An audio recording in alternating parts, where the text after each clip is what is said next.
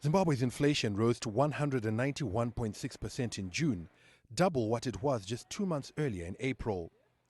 The galloping price increases are a cause for concern for authorities who are trying to stabilize major cost drivers such as fuel. The government completely removed the levy on diesel, or rather brought it down to 0 cents, and significantly dropped the levy on petrol. It's now down to 4.7 cents. This action prevented the price of fuel from breaching the $2 per liter mark. 21,000 tons of wheat and 59,000 tons of maize will be released to millers from the strategic grain reserve. Certainly the release of grain from the GMB, both wheat and maize, should go a long way in improving a supply in a way that should help us tackle any supply constraint driven increases in prices from maize or wheat related products. The benchmark lending rate has been hiked to a record 200% to curb inflation causing speculative borrowing.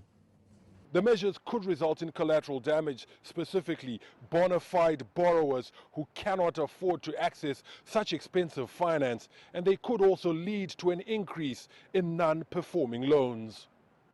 However, Treasury bosses think otherwise.